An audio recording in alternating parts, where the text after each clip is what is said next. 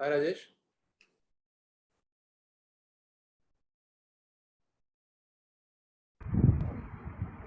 Hi Hemanta, good evening. Ready today?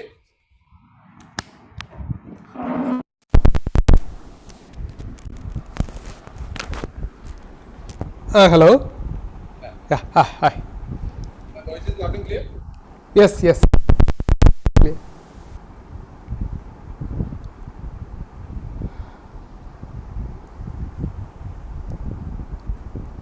Do you want to share your screen and check?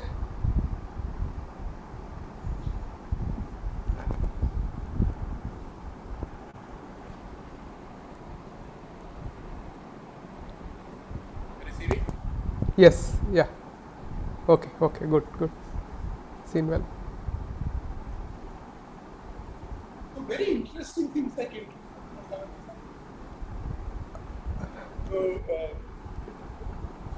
about the latest cassettes. See, the old ones we all know. Ah, This is what I guess the latest.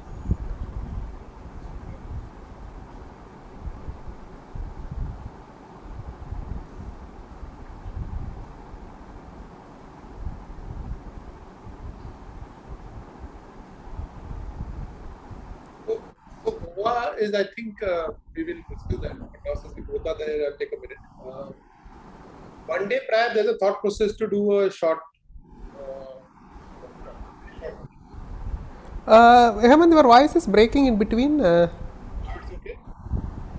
Yes, yes, yeah.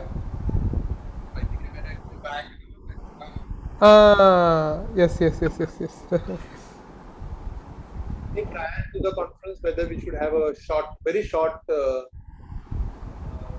pediatric cardiac workshop. So I spoke to Alpa. Okay, So internally we will take a call. Either we keep only pediatric for 4 hours, 4 to 6 hours.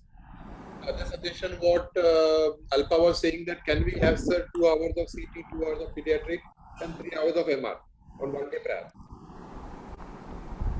So I said we will discuss what is the best option, and then this will be on Thursday. Then okay, okay. I do not know the logistics how it will work, but Again, hybrid mode. yeah, hybrid. Hmm. Hybrid only, because for hybrid it is once you have it for the conference, keeping it one day prior for the workshop also should not be a problem. Should not be. Okay, Process we have not decided. We might not keep also, depending upon how we all feel. okay, okay. For the scientific program, I think I don't know if today Sanjay is joining us, but as twice I've pinged him to show the fields are there, whether he has pinged to ASCII and SCM, or I just because it is the right time to ping them for a online availability of speakers. Yes, yes, yeah. Anyway, the foreign speakers will be only online, no? We are not inviting, yeah. So it will be risky, yeah. Yeah. What cost? Rajesh, cost. अगर आप business class करो, अरे Yes, yes, yes, yes. And if we get cancelled, no, then will be a real mess.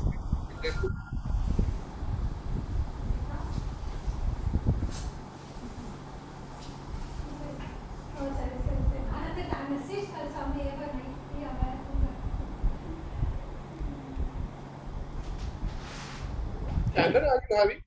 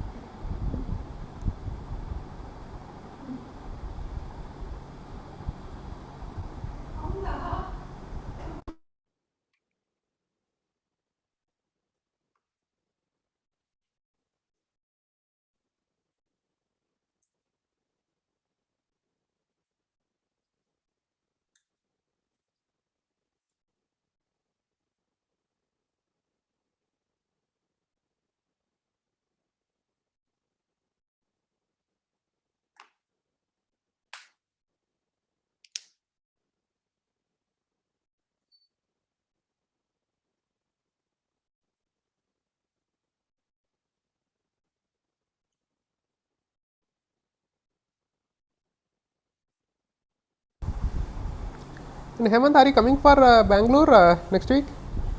That, I'm coming to Friday night. Okay. Okay. Yeah, I'm there. Friday, I'm there. My talk is on Saturday afternoon. Right, I think I think many people is on Sunday morning. One cardiac session is there. I didn't go through in detail.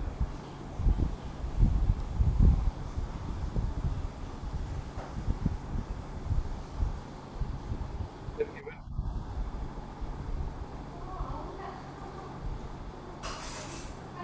We are not practicing CTFMR. We are not practicing CT perfusion. We're talking about a national platform.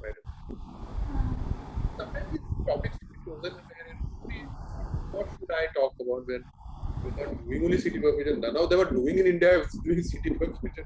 Someone who does 620 slides is also not doing CT perfusion. Theoretical talk only, but can't do it.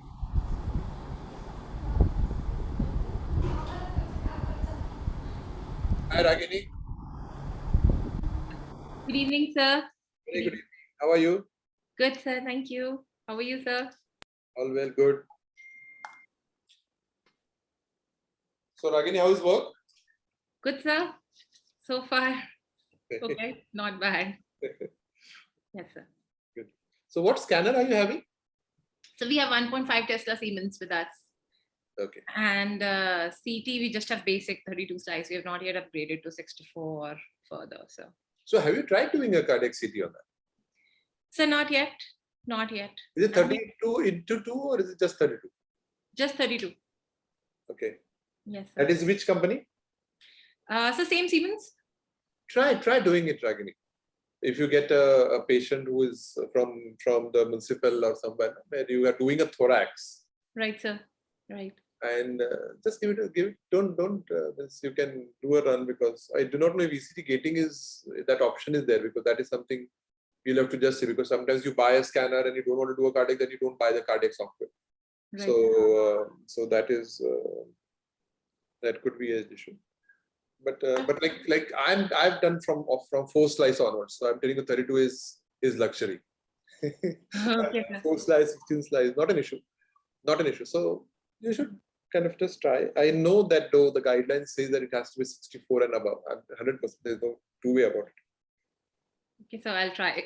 Just try one of those days where you get an opportunity. Sure, sir. Sure. Thank you. But sir, we do require ECG gating, no? I mean, that's right. Yeah. So that's right. So whether you have that software, because if that is not enabled, then you have no choice. Then there's nothing. Then you can't. In fact, you can't even do a calcium score.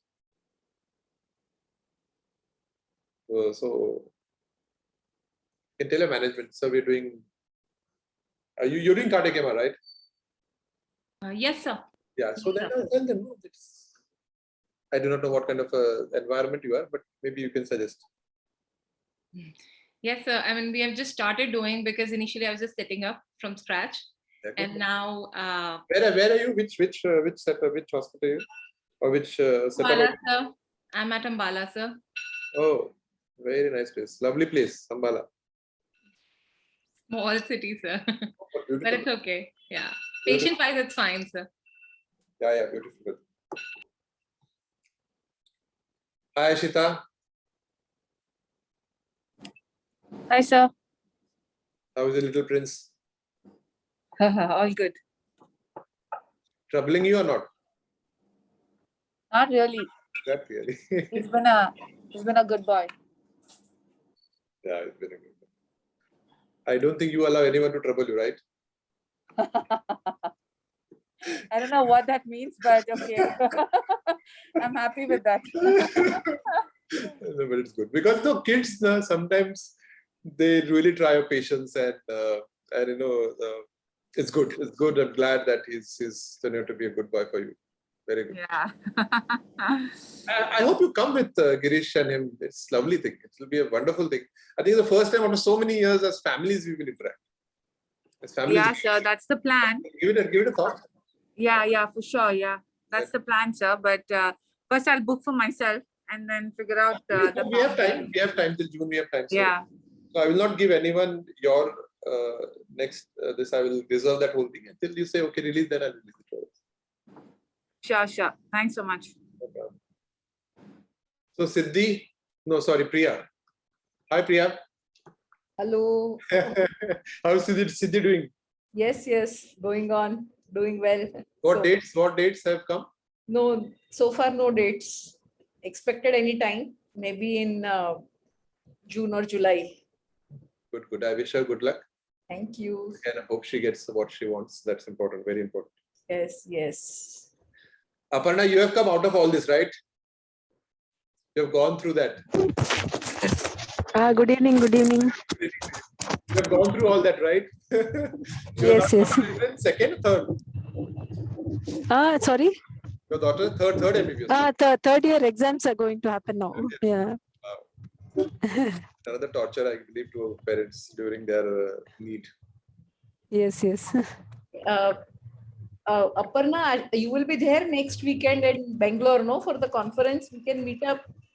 Yes, Priya. Yes. Why, Priya, you want to meet her only? Why not me? No, everyone. Oh, yeah, that's not done, yeah. Lot of people. That will be at least good way where we can plan. Hello. Yeah, I am also there for Bangalore. I think we can meet. Yes. See, everyone is trying to pitch in. Priya? All 4 days, huh? Priya? Yeah, I'm reaching on anyway the first day because there are few meetings or those things are there. Anyway, I'm reaching on Thursday morning and leaving Sunday afternoon. All of you other guys, I'm reaching on Friday evening. How about you all? Priya? I'm coming only on Sunday, reaching there in morning and coming back in the evening. Yeah. You want us to come to the airport to have meeting? So I have asked for the transport. Let's see. It's very close by, no, Ashita? No. I think it will be 1 hour. I mean, it's not too far, but it's not too close too. So it's decent. It's on the main road for Bangalore traffic. I don't know what to say. Bangalore traffic is bad, but Sunday should be okay, Priya. You'll take about half an hour to reach the place. Yes. Anyway, it will be morning 8 o'clock. I'm reaching there, so I think should not be a problem. Yeah. And Ashita and Aparna, you guys are coming when? I'm coming on Thursday. Okay. I'll be around, sir, but I'm not too sure. Depends on work whether I can attend all 4 days. But Sunday I'll be there for sure. So Rajesh, fix up a day and a time where we all guys could meet. I think everyone will be there. EC members, I think everyone will be there. So Rajesh, if you can just collate and see whether it's Friday night, Saturday night, whatever you think now is where everyone can have a small, I can book a small corner in any of the hotels that we all could have a good dinner or something together. Of course, there will be gala dinner also. Whatever is there, means an IACI can come together for say an hour also. Yeah, we can plan. I think it's 8:05 should be. Yeah, I think we can start. How many 8 are there?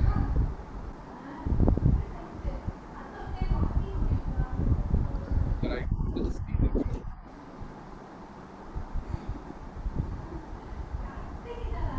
Can I start? Yes. Pudhivan is there. Hi, Pudhivan. Hi, sir. Who is iPhone? Can they rename? So I'm just connecting the other device. Okay. She wanted to increase the numbers. Okay, so let's begin. Pudhivan, can I start? Sir. Hi, sir. Can I start? Yes, sir, sure, sir. Are you coming to Bangalore, Pudhivan? No, sir. Actually, the same weekend we are having an MBBS batchmates get together. So.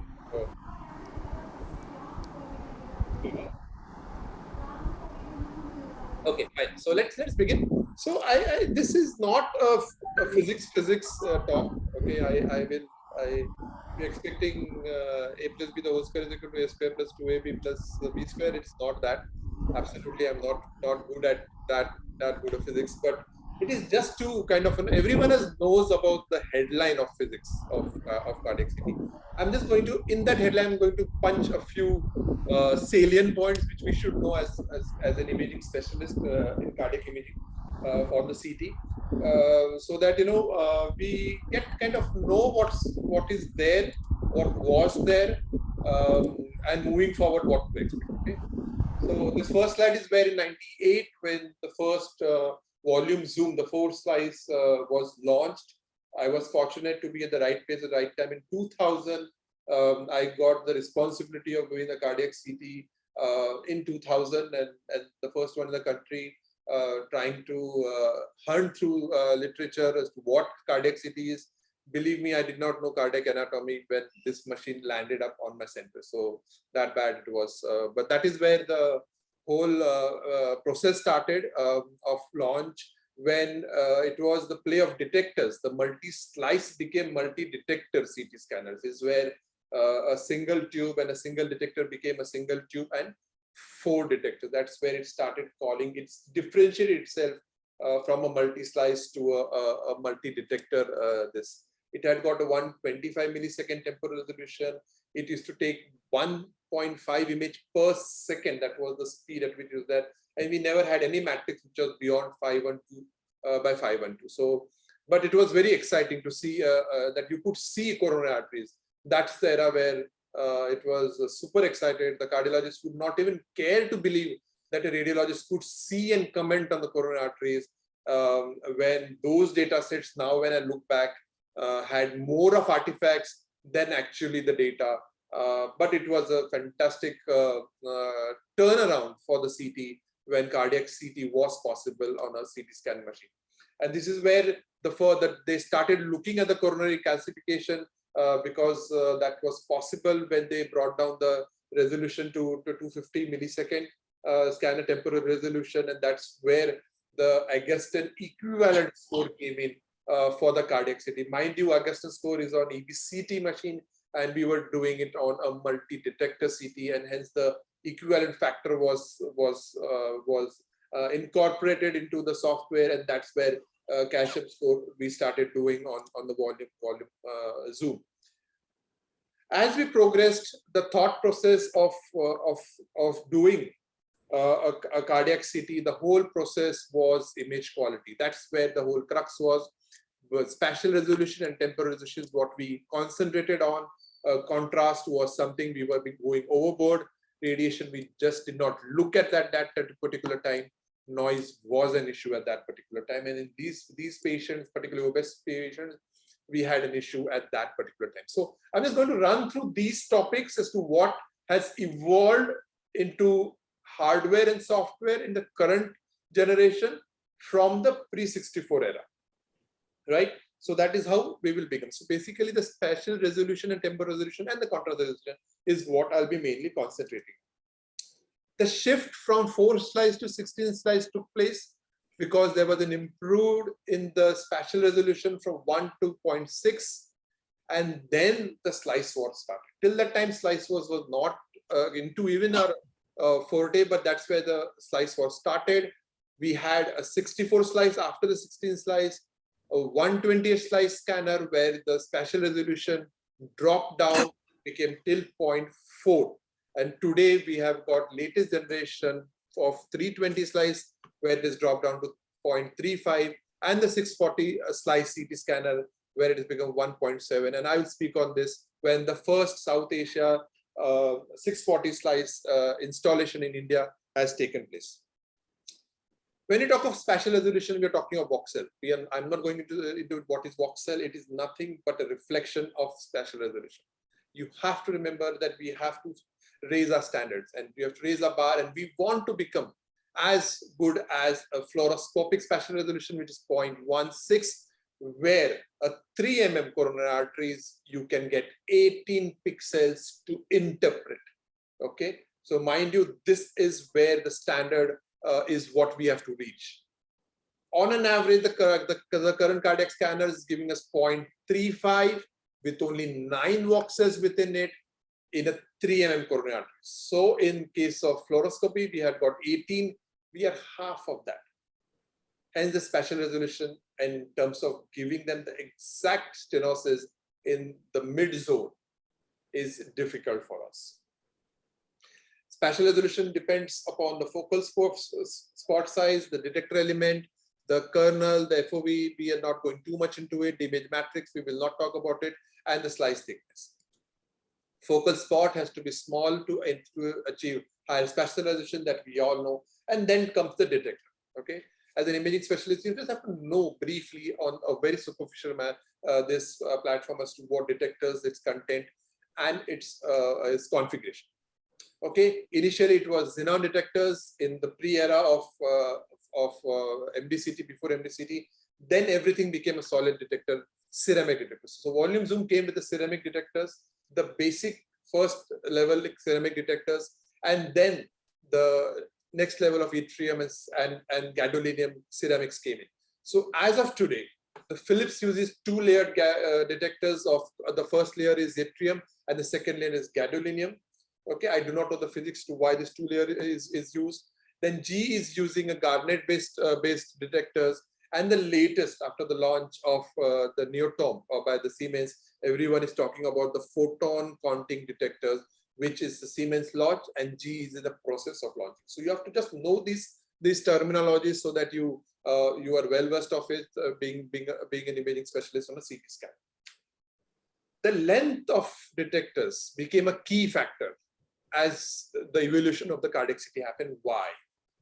They wanted to cover the cardiac volume in minimum amount of cardiac heart cycle or the heartbeat, and that was 1 cardiac cycle, 1 heartbeat. The whole thing of progression from pre-64 era to the current is can I scan in 1 heartbeat, and they have been able to achieve it. That's where we have to know what the z-axis widening of z-axis meant. Of course, it meant that you could use lesser heartbeats to scan lesser heartbeats, so less amount of motion artifact, no misacceleration artifact.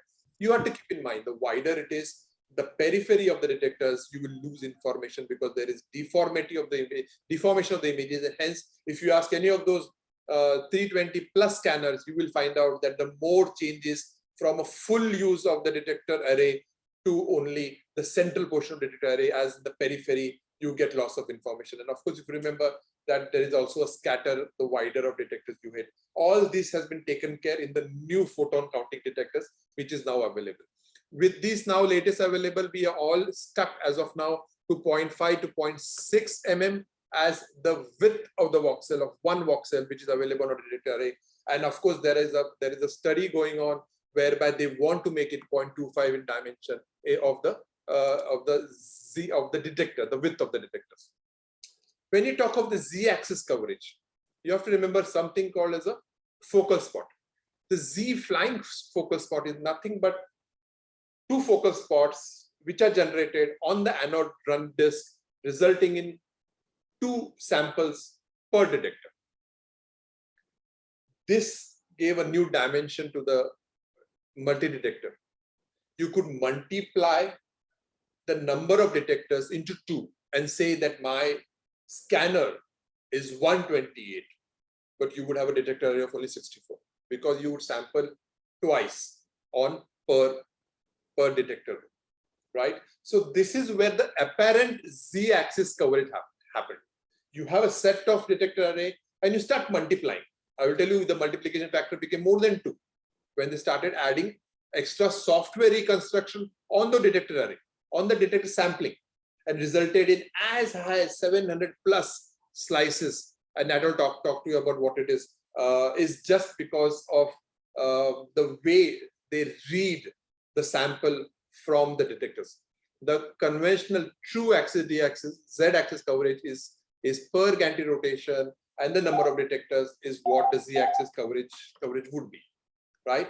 So this you have to remember that now the latest generation scanners which are there are having an apparent z-axis coverage, resulting in their slice saying I am 620, I am 700 plus slices, right? This diagram is there, which is available on the article which we have forwarded to you. Is you can take a screenshot. Okay, just remember this. This is how you should remember the latest post 64 slice era detectors. On the left hand side, the whole column talks about 64 row of detectors, each of 0.6, except for Toshiba, and the coverage is about 4 centimeter or 40 mm. On the right hand side, the next level of higher generation cardiac CTs, the longest coverage possible is only 2 as of now, with GE Revolution CT and the Toshiba Aquilon, okay, is having 160 mm coverage. All of them are still having a detector width of 0.6 to 0.5, and the coverage shifts from 60 to 80 as in these two, and 160 as you see in the first and the last one. So this is actually the true axis coverage of Z-axis coverage in the hardware component of it. Now let us look at what happens actually. When you see the left column of all the 64 slice 0.625 detectors out there, they would need around 5 to 7 heartbeats to cover the entire heart. Not possible in one heartbeat. Except for one mode, which the flash, the Siemens over here does it, it increases the pitch so much that you cover the entire heart nearly in one heartbeat, where it is called as the 250 millisecond mode, and that is called as the flash mode.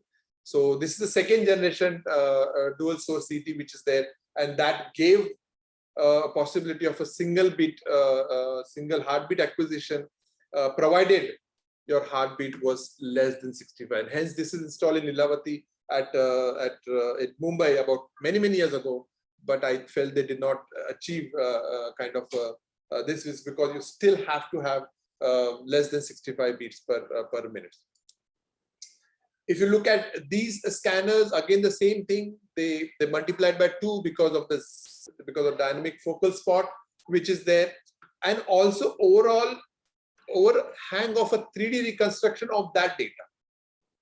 So other than multiplying by 2 because of the Z focal spot, they added new 3D acquisition reconstruction algorithms, which multiplied it by further into further slice. Hence, you have something like a 384 slice, which is a stellar definition flash mode, when they used these software to get more sampling other than the Z flying spot. Okay, the same thing is applicable out here in these two, which cover about 160 millimeters. In 256 scanners, again, where 128 is multiplied by 2. The last one you should remember is this is a new thing. I don't think this is available for clinical practice, is where it is 4 reconstruction per detector. So we don't have any information. I don't have any information as to how it works. So instead of 2, it becomes 4. So that is how they are playing around with the available software post-processing from the detector onwards. Okay. So if you look at the largest available spread, which is 160 millimeter scanners, we need to know that this will eliminate misregistration artifacts. The contrast needed will be very less, and it is very useful when you want to do myocardial perfusion study. I did speak to the doctor who is working on Toshiba Aquilon. Unfortunately, this component, the perfusion study, is still not being done because of various practical reasons. And it's very sad to say that I'm giving a talk on CT perfusion in the national platform because it was given to me, but none of us, as to far my knowledge, is doing a proper clinical CT perfusion study for us to speak what is the personal experience. So it's very unfortunate that the hardware is there available with us, but we have been unable to. I spoke to many of the higher end scanner users, but none of them are doing CT perfusion. That's the sad part. So what ideally I want is, as a radiologist, is that can I have a voxel of 0.1? Fantastic. That would be a really dream come true, where we have 30 voxel instead of the 18 voxel which fluoroscopy gives. We will go ahead of them, but the data which will be generated by this will be so high. Imagine 8,000 slices per case for 5 reconstruction. But still, I think this should not be a challenge, given the fact that today cloud-based options are available to store data. I don't think this is a challenge, but yes, moving forward, this will be the dream for a cardiac radiologist to work on a CT scan.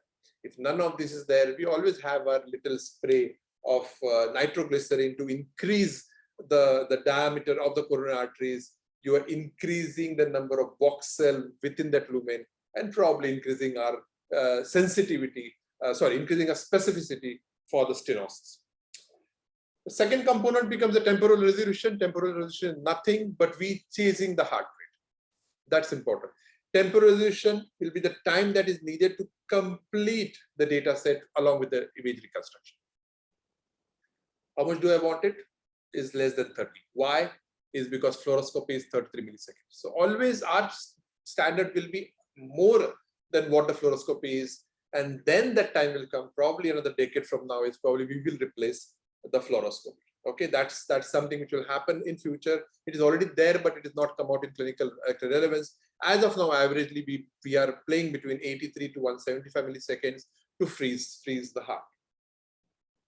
Just in brief, everyone knows about it. How does it happen? Temporal resolution. You take only half cycle in a single source CT scanner to generate a temporal resolution of half the rotation time. In this case, from 300 it becomes 150. So my temporal resolution is 150. If I use 2 heartbeats, I will use only 1/4 of one cycle, the another quarter of another cycle, and make a temporal resolution of 75, which is half of 150.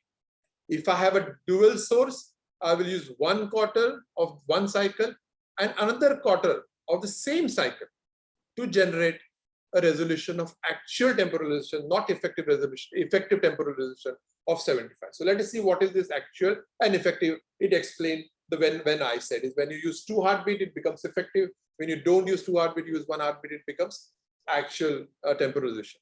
So in the pre-64 era, the temporal resolution was nothing but half the gantry rotation time. In 64 slice scanner, we had a gantry rotation of 400 milliseconds, and in Philips Brilliance IT that time was 270 milliseconds. So you divide it into half, and we used to get our temporal resolution. So I've explained to you what is effective temporal resolution when you take 2 or more heartbeats, and the intrinsic, which is actually from 1 heartbeat, will be the intrinsic actual temporal resolution, which in a single source would be half of the gantry rotation, which is 125 to 175.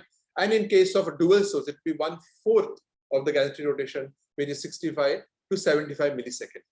This is something very exciting in the future. There is a study called the Victory study, okay, where they are trying to get an intrinsic temporal resolution of 24 milliseconds. That will be very exciting when the study comes out to see how it is possible. Now, coming to the effective temporal resolution, when we say that we are using more than 1 heartbeat, what it actually means is the retrospective gating. You all know about retrospective gating. I'll not spend much time on it. It just gives you the leverage to study the heart beyond the coronary arteries. Slightly more radiation than the prospective gating, but it works well in a setting of a lower end, slightly lower end scanner. When I'm talking, I'm not talking of 320 or the 700 plus scanners. Okay, that's you have to understand about the retrospective, prospective. One thing about prospective gating is the step and shoot mode. Okay, step and shoot mode is something where it shoots for some cycles, which is 3 cycles. It pauses for the next 4 cycle, which is the step, and then it acquires extremely low radiation, very good in low heart rates, and this is the step and shoot. It's nothing like you don't step on something, but it is the motion of the table, which is the next step towards it, and it's around 6 to 7 cycles are used in this prospective gating, but the radiation dose is extremely low as compared to the retrospective gating. It will be unfair not to mention EBCT, the abandoned technology where the temporalization was 50 milliseconds. This was before volume zoom. This was before 1998, where they used to have an electron beam used to be bombarded on the tungsten ring, which would generate X-rays so fast that you would get a temporal resolution of 50 milliseconds, but a spatial resolution of only 3 mm. And that is where the whole technology got killed. It was extremely expensive. There was a lot of complexity in kind of constructing it. And then Picker, I think, bought it out, and along with Siemens, then they decided to shut it down. But I knew when we were doing our homework on volume zoom, we had visited a site of EBCT, I think somewhere in Philippines. That time it was there, and it was very exciting that time. All this we are doing it for because the heart is in motion. Either you slow down the heart, as we are doing it by using evaporating or beta blocking, or you go faster than the heartbeat. That's where the dual source CT scanners started coming up. Once the dual source started coming up, there were 2 sets of tubes, 2 sets of detectors, and only 1/4 quarter of a turn was sufficient to reconstruct an image. That brought down the temporal resolution to as low as 33 milliseconds. And that is where dual source CT has an advantage over a single source CT. In second generation scanners, the temporal resolution came down to 83 milliseconds. The third generation scanners, it come down to 66 milliseconds. And all this is because they would acquire this under a high-pitched single heartbeat acquisition. In a single cardiac cycle, they would be able to achieve this. We will slightly go into this dual source physics when I spoke to the company personnel and got some details. And the most important part is your radiation was less than millisieverts, which is what we would all want it, where it is not possible on a single source CT scanner of a 64 or 128 scanner. So that is where the dual source now takes the cake in cardiac CT coronary imaging. What is the future? I want to acquire without ECG synchronous. Will it be possible? Who knows? I don't want to use beta block. I don't want to do even synchronization with ECG. It should be so fast. Will you be able to achieve it? I do not. Briefly about dual source, when I wanted to find out what is this first generation, second generation, third generation, I did not know the technical definition, but it is nothing but a improvisation on the hardware and the software. Generation 1, generation 2, generation 3. A brief of what the company people have told me. The first generation dual source was 32x2 with a pitch of 1.7. The second generation is a definition flash, which is there in Mumbai, Lilavati, where the pitch was 3.4, where it was 40 centimeters per second.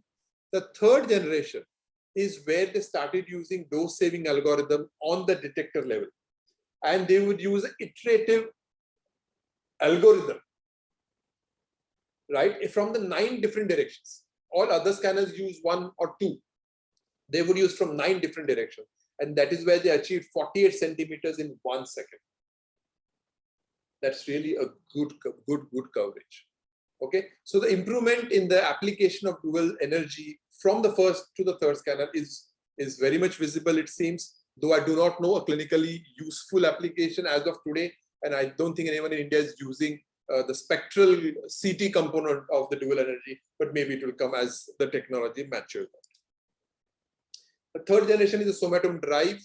It claims to have a 768 slice per rotation. And I called him up and I said, how do you hell you say it is 768 when you basically your detector row is 128? So here's the calculation. You have a slice, two sources of X-ray. We calculate for one source. You have 128. You have a Z focal spot, make it 256. And on the acquisition of 256, where you cover using a 0.6, one tube, okay, you get per tube 38.4 mm because of the 0.1 mm slice increment.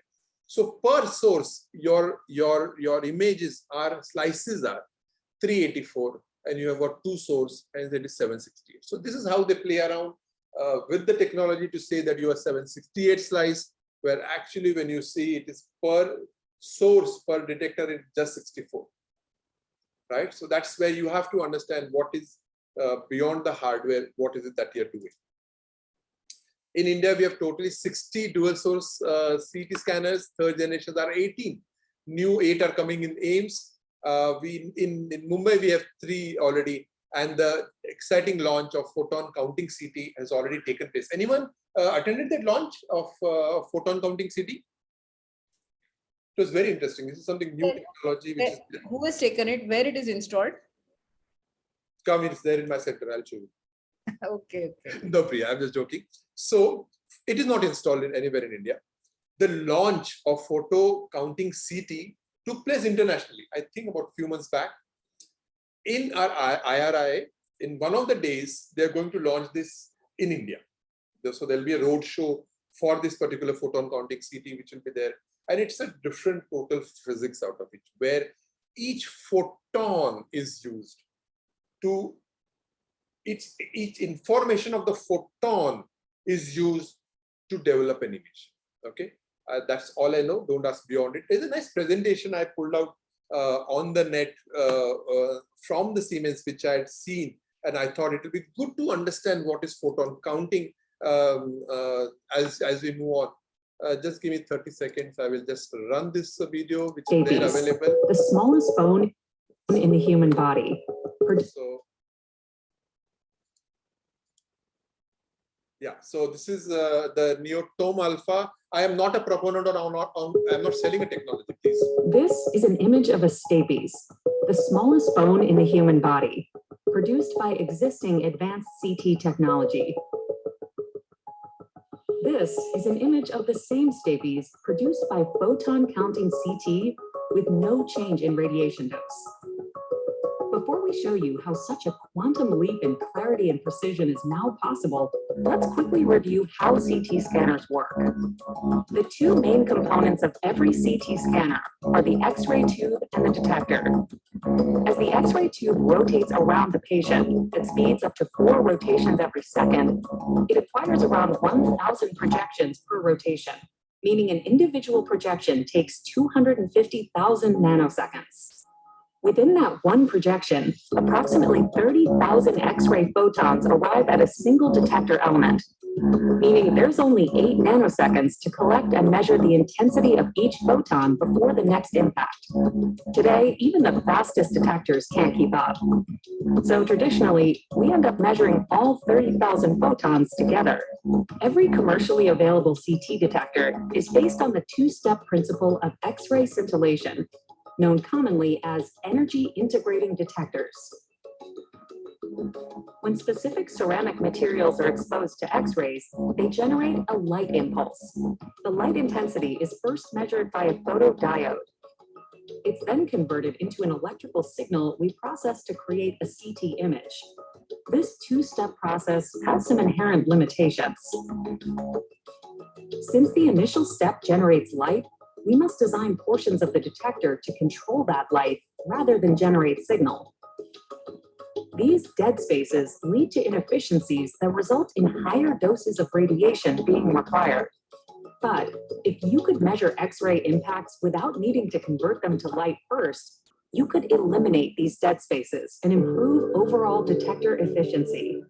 That's a key difference with photon counting CT. Its detector uses a crystal semiconductor instead of a ceramic scintillator that directly generates an electric charge rather than creating light first. This direct conversion from X-ray photon to electric signal enables increased measurement speed, a few nanoseconds versus 10,000 or more for a conventional detector. The result, each of the 30,000 X-ray photons within a single projection can be measured individually. When integrated into CT design, this provides an energy-selective countersignal of individual pulses, known commonly as photon counting. So you understood now the photon counting, why it is called photon counting, is because of this particular thing. I think this will really create a paradigm shift in imaging, and we will probably get to see so many of the things which we are kind of blind to as of now, but only time will say if this is true. Okay, we will continue with our brother's presentation. I hope it was useful. Another thing everyone knows about it, automatic exposure control to decrease your radiation, part of physics. I'm not going to go through it. Please remember you have an option of low kV, high MS option to get good image quality with lower radiation on the lower end scanners. Okay, spectral imaging is another thing which is possible now with this, but again, unfortunately, none of us are having any clinical application in India. I knew Anirudh was doing it for stones, but I really do not know if that is really taken up clinically. You have got a list of applications on the net. I just copy pasted it. I don't know its real application utility. If anyone has it, I would love to hear his or her experience. Even when I spoke to the 620 Aquilon machine using radiologist, he also is not using it. When I spoke to the dual source scanners, the first and 2 generation did not have much software, but the 3rd generation, it seems, has a promise of spectral imaging, but we'll have to wait and see how it does. Last few minutes, and I think it would be unfair when we don't talk of machine learning and deep learning. That is something is going to happen in the next decade, and that is going to make us better. We will have more helping hands, and that is going to make things better. What we are not good at will be made better. That's the only reason is because the machine learning learns without a bias, without an assumption, and we all have a bias and assumption when we are learning. So that is something why machine learning is better than human learning. And this one study by Motwani, which when the confirmed registry where there was a human conclusion, they use the same data, and when they use the machine learning in that particular they realize that the mortality of the patient registry in this registry, when they use the software, was superior to the clinical data and predicting the mortality. So you have to understand that it is here to come, it is here to stay, and probably it is going to make our conclusion much better. You have already got smart tools which are there where they help in identifying individual risk factors and have a targeted therapy. These are cloud-based platforms where they help to predict the primary and secondary prevention of coronary disease. This is one of the physics which is going to come into our forte. Last but not the least, the deep learning, whereby they will send the data acquired and churn it through deep learning processes, and they will result in a better image quality as we move on. Here you have one study whereby they showed that definitely by using a deep learning technology, they could generate a better image quality than what would be generated on a routine data output basis. Last but not the least, you have to understand the ability of radiomics, where they can see what our eyes is not seeing. There is definitely work in progress on spatial geometric and tissue properties, whether that can be analyzed, which you and me cannot see on the data. Whether that when it is going to happen, we do not know, but definitely these are encouraging initial studies on animal models, which is there. I thank you for your time, and I hope I have done justice to the topic.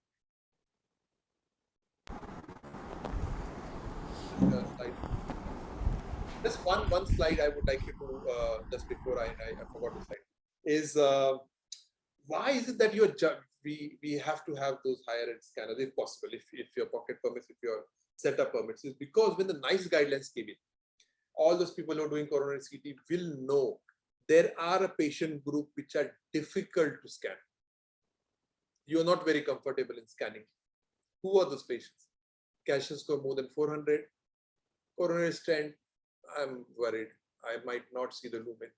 Bypass graft, distal grafts is an issue. Heart rate not getting controlled is an issue. Arrhythmia is an issue. And obesity is an issue.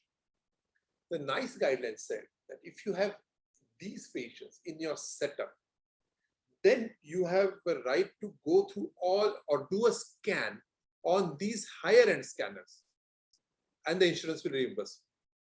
You understand? That is where these next level of scanners have come in, where the NICE guideline has said that out of your population which comes to you, there will be a set of population which, I'll call you back, will be a set of population which will be difficult to scan, and that is where we utilize our higher most available scanners today in scanning them and alleviate the motion artifact or their ability to decrease the blooming artifact from a stent or a calcification and eliminate misregistration, which is totally now possible with 620 plus scanners. Okay, I'm done. Thank you. Rajesh, on to you. Yeah, I think first time hearing this photon counting CT. Yes, looks exciting. So far we are in the CT we are only talking about the numbers, slice numbers and the slice thickness and the maximum temporal resolution, and yeah, this may be a game changer. Thank you for the excellent talk. Very nice it was, really. Now, just wanted to understand about this requirement of the scanner for the CT perfusion. So it can be done even in the dual source scanner. Yes, it can be done, but it needs to be of the higher generation, not the first generation. When I spoke to the industry people, the software available now, where are they getting stuck is the interpretation. Suppose I have got a 620 plus today Madan is having a 620 in Chennai at Apollo. Okay, when I spoke to him, he said, sir, the problem is after doing this, the integration with the software is not there. Now he's having it for last 8 months. He's having a 620 Toshiba Equilon, which is the highest available today in the industry. The first in the South Asia to have it, first in the country, first in South Asia. Last 8 months, and still he could not do a city perfect. It's because hardware available, software, there's some issue of software integration, is what I understand. So as of today, Priya, none of them. I spoke to Delhi, I spoke to Gujarat, I spoke to Hinduja. I spoke to Bridge Candy, I spoke to nothing. They just are not doing. No one is doing. South, no one is doing it. Okay. It's sad, but no, in India we are not doing it, and we are going to talk about that topic on National Bank. Yeah, but for the perfusion also, actually we are imaging the heart only, no? So why can't we do it on 64 slice? No, because it's a time. You have to do it in the shortest available time. So either you do rest stress or you do a stress rest, depending upon the indication. There are some people where it's low probability. Then you do first rest and then you do stress because of the mixing of the contrast. Whereas if you have high probability, you do first stress and then you do rest. The acquisition and then pushing that acquisition into the software to get those maps. There is some issue. I do not know. Don't ask me why, but it is very silly. Dr. Hemant, very silly. I think we need to get Kitagawa to give that lecture again. No, unbelievable, Johan. None of us. I called up at least 10 people who have got 320 and above. No, basically, I think company people have to be inclined to, do some research and something. No, Priya, something is there. I don't know. I just couldn't figure out. Last 2 years, we are trying to do it. Remember that the talk in Delhi also when this one gave spectral imaging, Vimal tried to give. It's when did we do Delhi? Nothing is happening on spectral imaging also. Maybe it will happen. Actually, the dual source high-end 128 is a perfect system to do it. I think Medanta has it, if I'm not mistaken. But we've not seen good data about perfusion from them also. We also dabbled in it with a dual source 64 slice, but there was a lot of overlap with the stress and rest images, so I gave it up, and not good software. That is right. That is when that overlap happens. When it's become ISO, and then you do not know what's happening. So I think either we don't have a proper training or we don't have proper software. Hardware is there for sure. That's for sure. But so let me just. Expert, but that's what I believe. So let me just. So I have a third generation dual source, which is capable of doing a CT perfusion, and I have the required software also, and still I prefer doing a perfusion in MR. So okay, that's a good point. But the indication itself doesn't get generated. But you can. Have you tried it? Have you tried what you are doing? I've tried the analysis with the data set that Siemens has provided, but I have not done it on the CT machine. So this is what is the problem. Is where we want it as a one-stop shop. So Pudhivan, that's where we want to do is that person when he comes to you or sleeps on the table can at that shot when you have a moderate disease or a moderate to severe disease can at the same sitting just kind of continue and do one run. That's the problem, sir. That's the problem because doing a perfusion study in the same sitting as a coronary angio is a problem because the perfusion has to be asked by the cardiologist. We can't just go ahead and do a perfusion study in a patient just because he had some moderate disease without the opinion or without the consultation of a cardiologist, at least in our hospital. So the cardiologist has to generate a request for perfusion. Imagine one of your friend, one of your relative, and you have a free hand to do it. And if you do it, that's a different thing. We can do one or two. Johan, stop doing it. Once you do it, do you falter? Keep on faltering. but you have to keep on doing to kind of improvise yourself. And one patient in a year, I don't think it's worth it. My thing is that I can do 1 or 2 cases as a novelty factor, but whether when I have the option of doing an MR perfusion, what CT perfusion offers more than that is the question. So Pudhivan, that's one-stop shop. He's lying on the table, and next another 1 to extra 2 minutes, you're giving that answer, and not asking to go shift out of the scanner. Yes, sir. But that's the logistical difficulties that we face, because without the consent of a cardiologist, so we just can't go ahead and do a. Can I be a bit bold and trounce into your territory and say that, can you talk to the cardiologist and say, sir, I want to do 10 cases, and share your experience in our Goa conference? Yes, sir. Possibly I can try it. But the cardiologist, tell him, sir, I want to do it. Then charge whether you can leave off the 10 patient charges. I leave it to you at your department. But that's trouncing to your department. But trial run 10-15 cases and you can see how. Yes, so that definitely can take Joanne's help, because Joanne had done it at past. So maybe Joanne's practical experience. I have no experience at all. Maybe with Johan and Pudhivan, you could say. Yeah, I actually did about 8 to 10 cases when we first received the a couple of years after we received the scanner, and one of the engineers was there with me, and he was also quite passionate, Siemens guy, dual source. But then what happened is, wherever we looked, the cardiologists and the journals wanted a match with another technology, preferably a SPECT. So we could not get enough funds to get adenosine. So couple of my patients, I did the perfusion, but who's going to pay for the adenosine? Adenosine is expensive business. Yeah.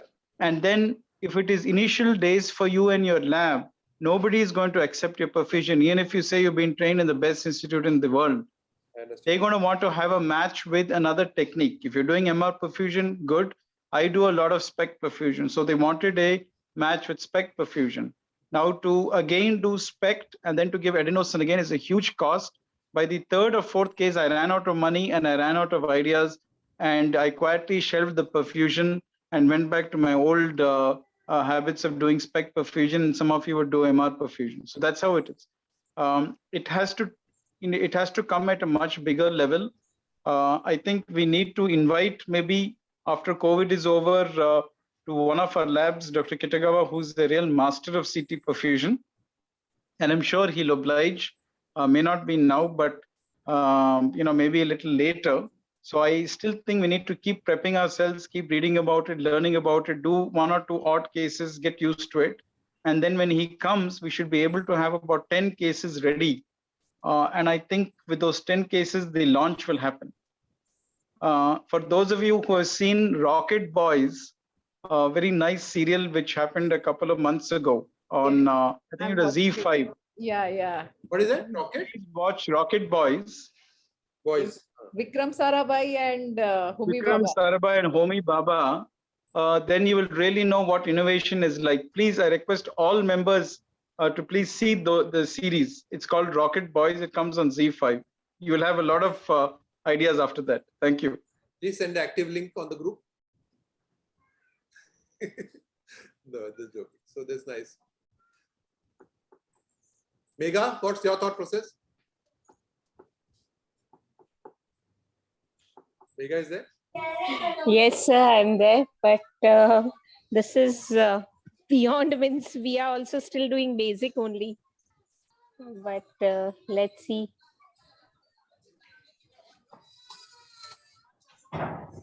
One other recent talk I had heard was about like how we have CT-FFR by that company.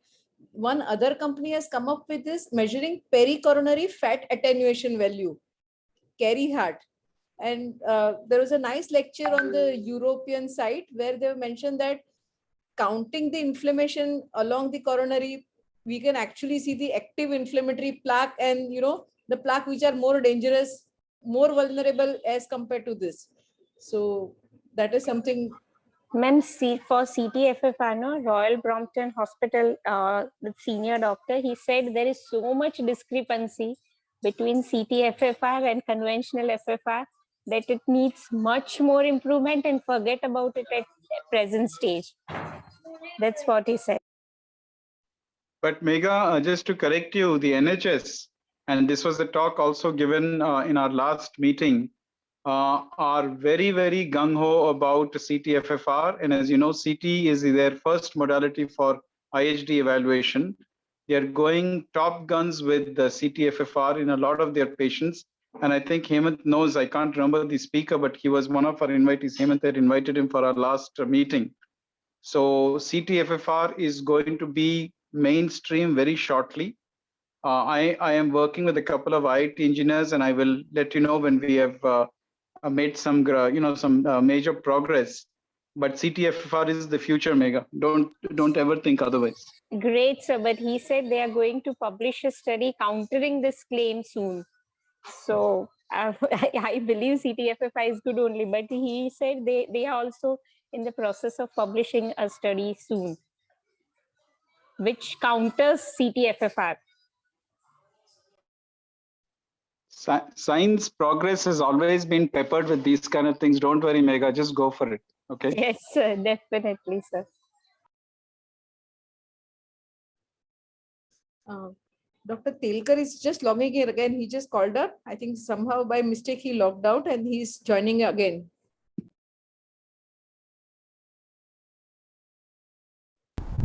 Dilek, how is your progress? Anything on CT side? Anything new? Nothing specific. Just doing the same old work.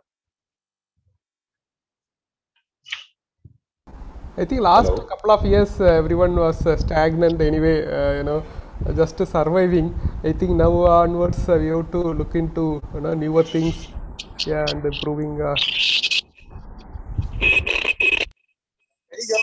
Yeah. Can everyone hear Dr. Telkar? Yeah, somehow he's not able to log in, so he has just called up on my mobile. Am I audible? Yes, audible.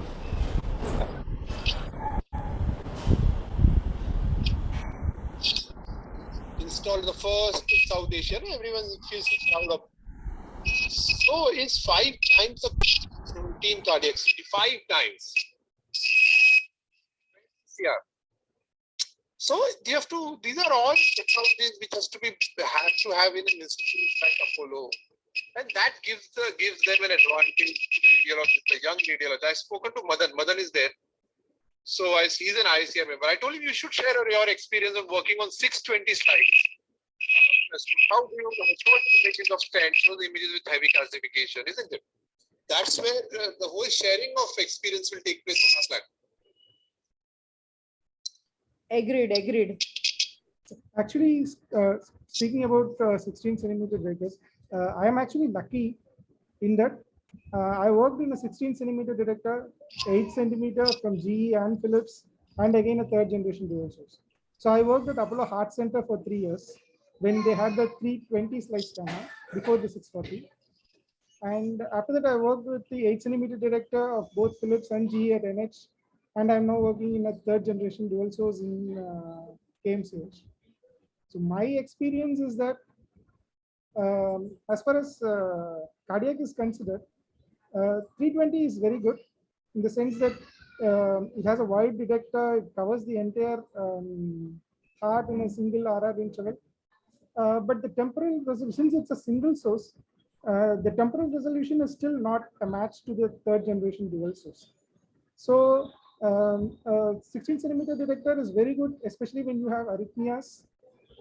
You can just get away with a single good RR interval data, whereas in a dual source third generation, still you have to cover multiple RR intervals if the heart rate is high.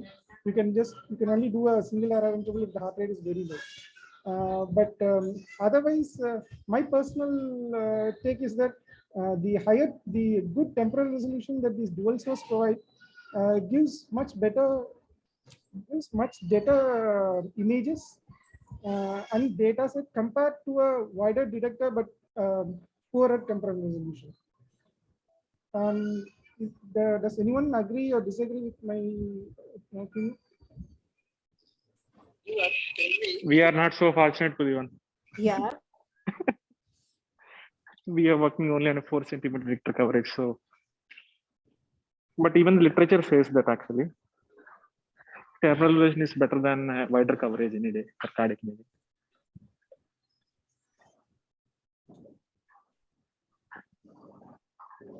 And also the thing about the single RR interval scan, I routinely use it when the heart rate is very low, especially when the heart rate is less than 60. We actually don't use any beta blockers at all.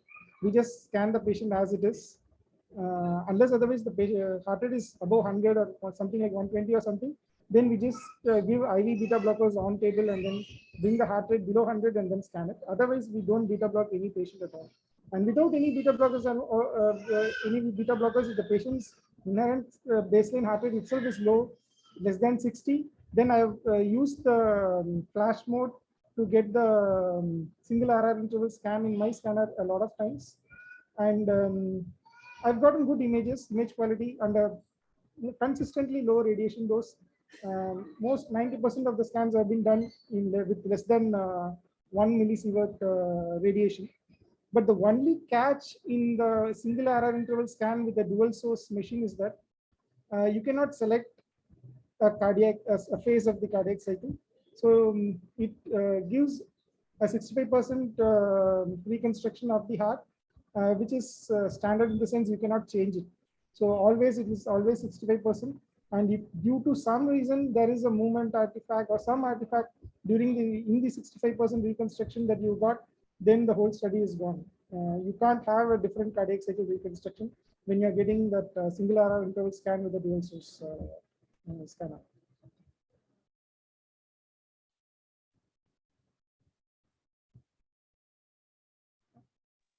That's a great input. If at all I wish to get that scanner, then that will be very helpful. I think Nilay will be getting it sooner or later. So Pudhivan, it's only a matter of time. Yes, sir. For the annual conference, I will Yes, give sir. you about 15 minutes to talk on your experience on each of these scans. You should do that, where Yes, you sir. should be able to put this forward that, okay, in this scanner, this happens and this is the limitation. The Sure, next sir. level when I work, do that. Okay, that's one talk. Priya, please make a note of it. We give one Sure. talk to him Yes, to speak on the yes, post 64 era slice for Pudhivan's experience. Definitely, very important. Yeah. Fantastic, fantastic, Pudhivan, because you have worked with it. That's Yeah. very important.